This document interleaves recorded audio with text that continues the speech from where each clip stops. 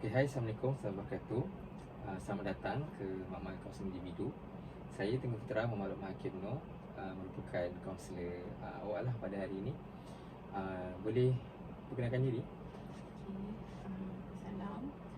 Nama saya Siti Nursyada binti Zulkifli. Saya berumur 25 tahun dan berasal daripada Karaja Selangor. Okay, sebelum ni pernah buat sesi kaunseling ke? Pernah. Saya pernah menghadiri sesi kaunseling individu dan keluarga. Oh, ada pengalaman lah untuk sesi kaunseling kan? Okay, jadi saya terangkan sikit lah untuk sesi kaunseling kita pada hari ini.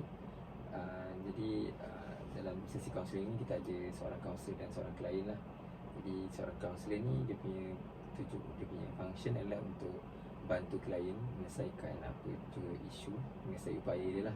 Tapi kalau ada isu atau perkara yang di luar daripada kepakaran kami akan rujuk kepada yang lebih pakar lah. Contohnya macam isu kesihatan dan sebagainya. Seterusnya klien tugasnya adalah untuk menceritakan lah segala apa permasalahan, isu atau apa yang berbangkit dalam sesi pada hari ini. Dan apa pun yang kita bincangkan tu, klien perlu take action lah untuk kesejahteraan klien sendiri. Okay, sebut sikit tentang sesi kita.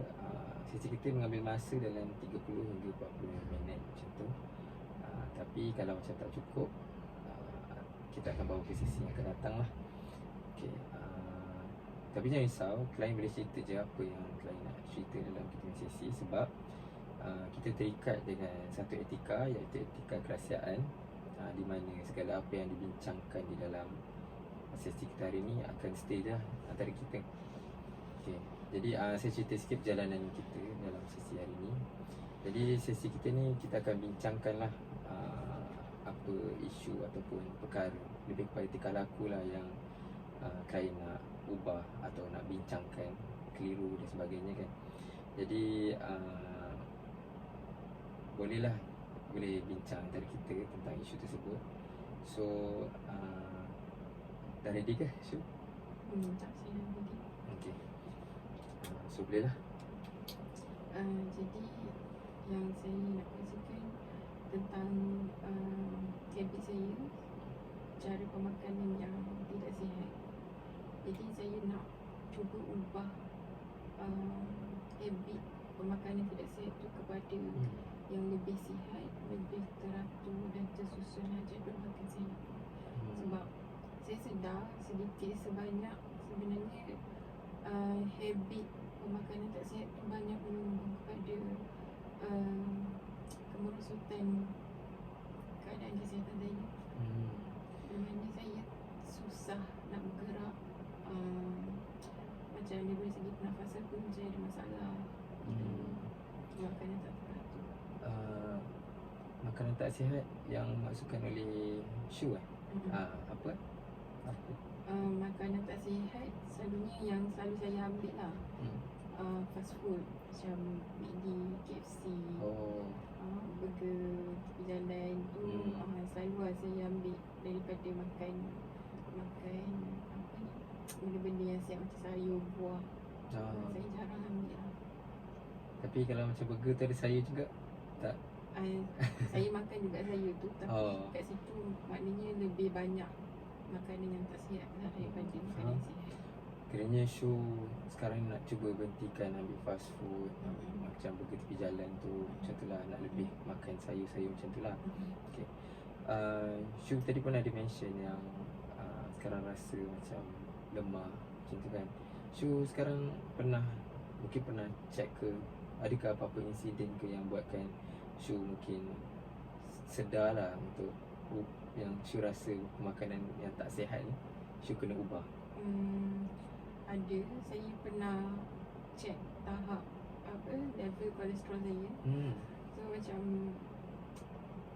teruk sangat level kolesterol jahat saya tu sampai tak boleh nak baca dia punya reading kat dalam mesin tu. So sangat-sangatlah teruk kolesterol saya. Kolesterol baik saya tu level sikit sangat, sampai kan ada kawan saya tu memang cakap dah kena pergi check hospital sebenarnya ni, tapi saya tak nak. Saya lebih reda untuk usaha sendiri turunkan kolesterol saya. Faham. Ada setengah orang juga yang kadang-kadang dia mungkin takut nak jumpa doktor terus sebab mungkin komplikasi ni lain sikit lah kan. Untuk Shu, pernah ke macam mana boleh terdetik nak check yang kolesterol tu kan? Satunya sebab waktu saya tidur saya selalu kebas tangan. Tapi tangan saya tu tak ada pun tertindih ke ataupun terlipat ke waktu saya tidur tu. Saya akan tersedar daripada tidur tu sebab tangan saya tak bergerak. Kebas sangat-sangat.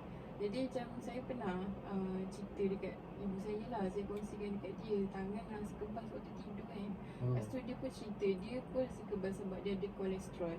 Sejak daripada dia cakap macam tu, saya terus terdetik nak check lah kolesterol kan. Sebab ibu cakap tangan dia kebas sebab dia kolesterol tinggi juga kan. Jadi bila saya check memang betul, saya pun ada kolesterol tinggi juga. So Shu terdetik nak check kolesterol tu sebab Shu pun dah hadap ada pernah rasa pengalaman kekebasan. Lepas tu cerita pula dekat ibu pun ada benda yang sama kan. So mungkin tu timbulkan rasa curious lah kan untuk check. So setakat ni Shu dah ada apa-apa inisiatif ke untuk mungkin untuk kurangkan makan, dah mula ke untuk stop makan ke, ada jadual makanan ke, macam mana? Saya pernah starting dengan buat jadual pemakanan lah sebelum ni. Dah pernah buat? Saya dah pernah buat. Tapi benda tu tak berjalan seperti yang saya planning. So macam saya check balik, saya kaji balik kenapa kan. Jadi saya kenal diri saya, sebenarnya macam saya ni tak boleh sangat nak terlalu ada fixed meal planning. Saya kena macam fleksibel lah. Tapi dalam masa saya fleksibel tu, saya kena hati-hati juga ambil pemakanan saya tu. So saya kena selalu ingat okay, hari ni nak makan apa.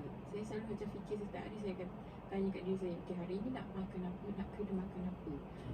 So kalau nak makan tu saya berhati-hati sikit lah. Saya akan tengok apa yang saya makan tu. Maksudnya sudah pernah cuba dah sebelum ni, tapi mungkin kurang berkesan lah. Dia bukan gagal, dia kurang berkesan lah sebab tapi tak apa, sebab Shu dah analyse balik diri Shu. Mungkin lepas ni boleh ambil tindakan yang lebih berkesan lah. So saya nak tanyalah, daripada skala 0 hingga 10, adakah Shu, sejauh mana Shu boleh hidup tanpa makan fast food ni lah, kebergantungan pada makanan fast food 0 hingga 10. 10 ni maknanya 0 ni maksudnya memang tak boleh hidup, 10 ni boleh hidup lah tanpa fast food. 0 hingga 10. Saya boleh tengah-tengah. Saya tak boleh, tak ada langsung. Sebab kadang-kadang tu saya akan craving, tengok dekat dalam handphone, dekat dalam iklan kan. Betul. Sekarang pun media sosial pun, walaupun makanan yang kita tak rasa boleh ada iklan dia dekat social media, tapi ada juga kan sekarang. Kiranya iklan-iklan tu boleh trigger jugalah somehow kan. Okay. 5/10 not bad. Boleh juga. So Shu, apa perasaan Shu bila Shu cuba untuk berhenti tu kan, cuba untuk, mungkin bukan berhenti dia, untuk kurangkan lah, dan tak berjalan seperti yang Shu rancang lah, apa yang Shu rasa? Mulanya saya rasa agak kecewa. Macam frust sebab macam kita dah planning elok-elok, sekali macam kita tak ikut. Tapi saya ambil benda tu positif sebab saya kaji balik. So saya kaji balik kenapa saya gagal benda tu. Saya nak ucapkan tahniah lah sebab sudah sampai satu tahap yang boleh ambil tindakan. Perancangan makanan tu pun susah orang nak buat sebenarnya, tapi sudah cuba buat tu, so bagus sangat lah. Dan mungkin betul apa yang Shu cakap, boleh kaji semula lah. Mungkin bukan berhenti terus, cuma kurangkan je kuantiti dia, sebab kalau kita terus cut, mungkin dia boleh bagi kesan yang buruk pada badan lah. Sebab ada juga macam kawan-kawan saya lah, pengalaman saya yang kawan yang nak berhenti makan, dia terus cut nasi sebab karbo kan, dia nak ambil protein lah, dia terus cut karbo. 3 hari pertama tak ambil nasi tu, terus badan dia bergetar. Sampai sekarang dah tak boleh dah cut nasi. Sebenarnya kalau macam nak cut nasi tu, dia just ambil mungkin saiz besar tangan kan, orang cakap ambil saiz besar tangan je, kecilkan portion. Yang penting ada kan. Sebab yelah, kita dah berapa tahun hidup dengan tu kan, kalau kita tiba-tiba nak buang secara total, akan jadi trigger lah untuk badan kita. Okay. So macam mana keadaan Shu yang sekarang? Adakah maksudnya lepas kita bincang lah tentang perkara ni, Kalau macam saya sekarang, saya dah start sikit kan, dalam sebulan macam tu lah. Ada sikit progress daripada segi penurunan berat badan saya lah. Saya dah turun 2 kilo daripada 89 sampai 87. Inch loss pun ada beberapa baju saya yang saya boleh pakai dan longgar. Daripada segi kolesterol level saya pun dah turun sampai 4.0, means bawah daripada 5 lah, reading 5 tu. Oh, itu kira pencapaian yang besar sebenarnya. Sebab macam-macam, sebab kita kalau tengok perubahan ni by numbers lah kan. So bila dah ada perubahan tu, dah boleh nampak dan sendiri macam pakaian kita boleh rasa kan. So macam achievement yang sangat besar. Saya akan tanya lah Shu. Saya cuma harapkan mungkin lepas ni boleh konsisten, ataupun kalau Shu rasa itu yang terbaik, boleh konsisten lah. Kalau Shu nak cuba buat lebih baik, saya doakanlah kejayaan untuk cuba jalan yang lebih baik lah, insyaAllah. Sebab saya pun ada macam fikir untuk tukar planning saya daripada segi pemakanan. Kan sebelum ni saya planning ada letak meal plan apa semua, tapi lepas daripada tu saya rasa macam tak okey. Saya rasa macam saya nak cuba buat puasa. So macam puasa ni pun antara salah satu cara nak turun berat badan kan. Jadi saya pilih untuk lepas ni kena start puasa lah. Sebab macam time puasa je kita macam kurang makan sikit. Betul. Saya nak share something lah, yang kalau puasa ni dia boleh tingkatkan metabolisme badan. Kan orang cakap kalau metabolisme badan tinggi, cepat bakar lemak. So kita pun makan banyak pun, kita still macam kita lah. So kalau puasa banyak mungkin boleh tinggikan kita metabolisme badan kan. Saya pun boleh cuba nanti. Saya pun tahu benda tu tapi saya tak buat kan. Risau. Okay, jadi saya nak tanya lah last, daripada skala 0 hingga 10, sebesar mana yang Shu rasa memang betul-betul nak mungkin kurangkan ataupun berhentikan habit fast food ni? Sebab mungkin ada setengah orang pandang macam kesihatan lah dia sesuatu yang ideal kan, untuk stay sampai ke tua kan. So macam Shu, macam mana kebersediaan untuk meninggalkan secara total ataupun kurangkan secara total lah? Saya bagi skala 10. Sebab 10/10? 10. Oh. Saya sangat-sangat nak ubah. Saya sangat-sangat nak tinggalkan habit makan yang tak sihat tu. Sebab satunya saya dah experience macam mana rasa sakitnya. Satu sebab kebas tangan tu. Keduanya macam mana rasa penatnya bila berbadan besar ni. Macam saya susah nak gerak. Macam kalau jalan sikit dah rasa lelah, rasa penat kan.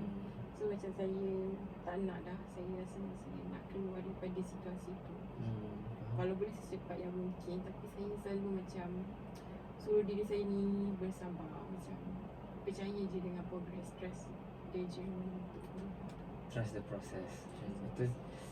10/10. Tu dah full mark tu. So nampaklah kat zaman